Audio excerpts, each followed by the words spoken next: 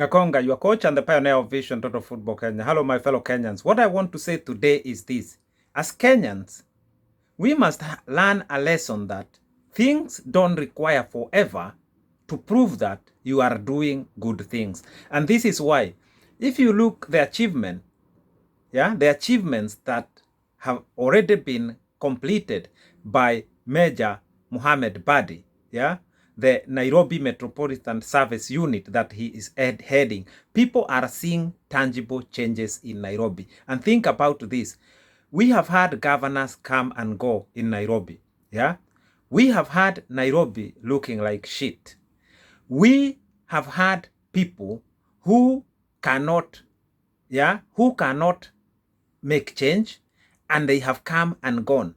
Now, the reason why I'm using this as an example, I want to say this. We have had Nick Mwendwa regime in the name of team change for 4 years, and there is nothing tangible. There is no change that can be seen that this regime has done in the last 4 years. Let them not tell us about Kenya went to AFCON. That's the work of the national team coach. We don't want to hear that. We want to see changes across our Kenyan football. What change is there to see?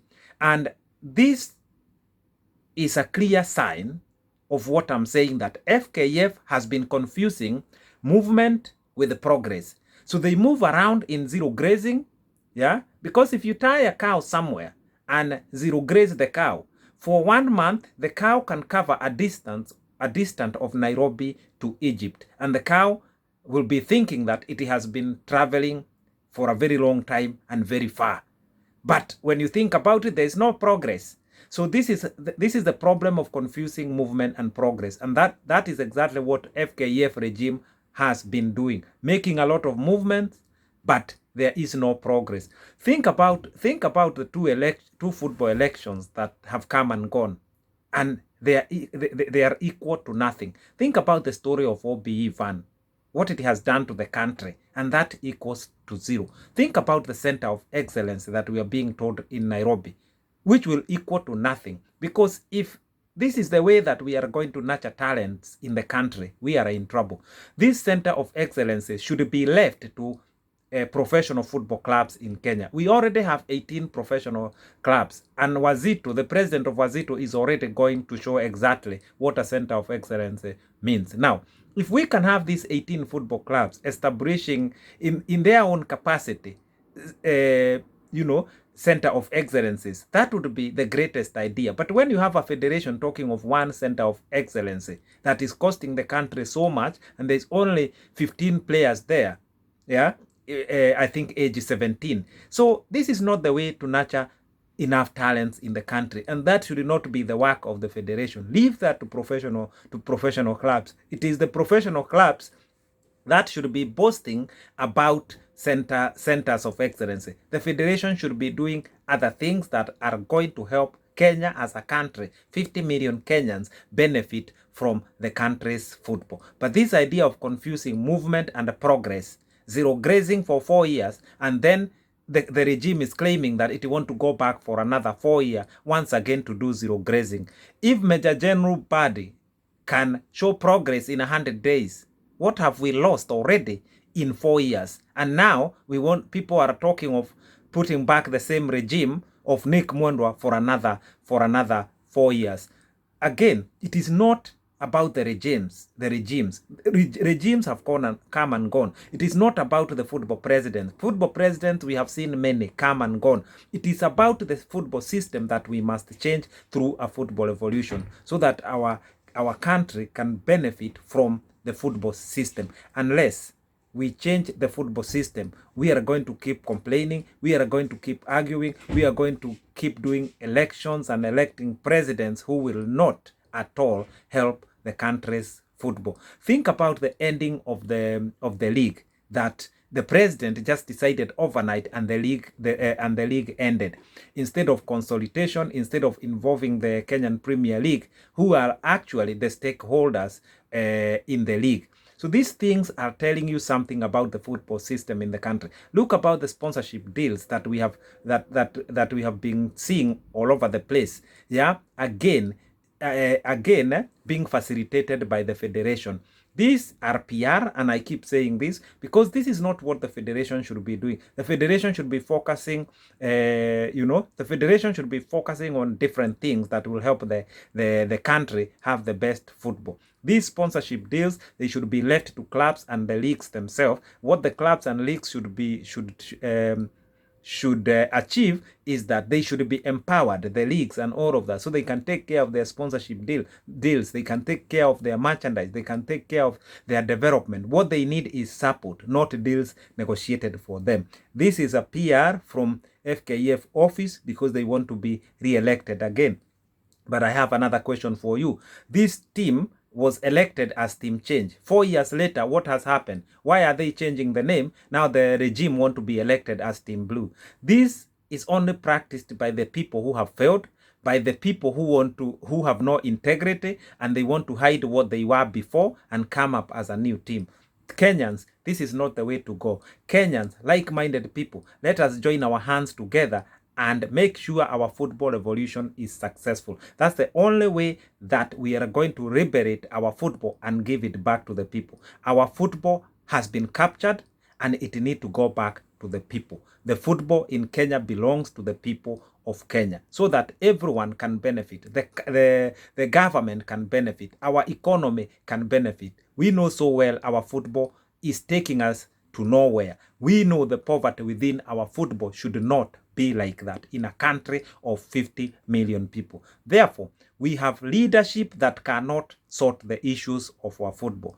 We have managers masquerading as leaders. And this is why I keep saying, when we say that somebody in Kenya performed well in their football club, let's say, what did people in Kenya say? Oh, Nick Mwendwa managed Kariobangi Shark well, so he might be good to lead the federation. The federation leadership needs a leader. Kariobangi Shark to succeed needs a manager. So a manager and a leader, these are two different things. A leader is a visionary. A manager, they just follow how things are and manage things. They cannot see a vision. They cannot see the leadership of a federation going to the next level because they are managers. Managers follow orders from above, what the leadership is saying. So we are having managers managing our Kenyan football and we think that we have a leadership in place. Wakenya, this is wrong. And I'm saying this is happening because, again, of the system. If we have a system that nurture leaders, if we have a system that through elections brings leaders, yeah, this is the only way that our football is going to change. But I have said it many times that we have taken 7 years to focus on the problems affecting Kenyan football and the solutions to help our Kenyan football. But those solutions cannot brought in any other way other than a football revolution. Think about when Harambee Stars went to France, yeah, for their preparation before AFCON. Think how much money was wasted there. 106 million Kenya shilling given to an agent from Cameroon to organize the travel of Harambee Stars and their stay in Egypt. We were told 106 million gone in those I think 3 weeks. These things are happening because our football system allows these things to happen. Therefore, let us focus on the system.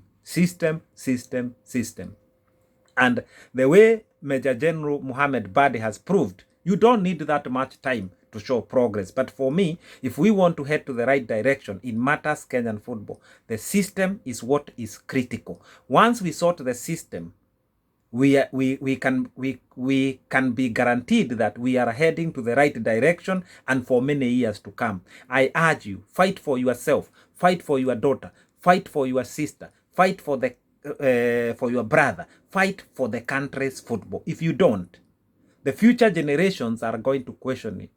Why is our football like this while other countries are succeeding? Why didn't you fight for it when there were people called Vision Total Football Kenya talking about what should be done to our football? Yeah? Pointing to the right way, pointing to the right direction. It will be written. It is already being written on newspapers in Kenya. There are people called Vision Total Football Kenya preaching and talking and pointing to the right direction to the matters Kenyan football and how it should be sorted. Our football evolution is not going to come in a silence way. It is going to be a tsunami. It is going to be known not only in Kenya, but across the world. Football revolution in Kenya is imminent. Football revolution in Kenya is already decided. And it is a war. This revolution is not a porridge drinking. It is a war. It is a war between those who want change and those who want the status quo to remain. Those who have been masquerading, as agents of change, but they are actually agents of doom, because we have given enough time to them and we have seen no change. So therefore now we must separate. We must understand prophets of doom, prophets of change. We must understand visions from PR. We must say that we Kenyans, we want our football back. We want football back to the people, so people going forward, they can always make small and big decisions that are going to affect them. Boardroom decisions done by 1 or 2 people, there must end. And that is the beginning of people's football. People-centered football is critical for a nation. And to get there, it is not going to be about electing a new president or re-electing Nick Mwendo. You have heard from all the aspirants. Have you had anything that you think it is going to sort the issues affecting Kenyan football? The answer is no. And your answer is as good as mine. To get there where we want to go and be sure that we are heading to the right direction, it must start by a football revolution. We all must come together, stage a revolution and say enough is enough. And now we want to champion a revolution. And after that revolution, we are going to start by streamlining the entire football system in Kenya. Change will not come through a different way, except through a football revolution, so that we all can get involved. We all can be proud in the future that we were involved in a Kenyan football revolution, and that is what gave us the fruits that we are enjoying and our future generation will enjoy. I leave you in peace. I'm gone.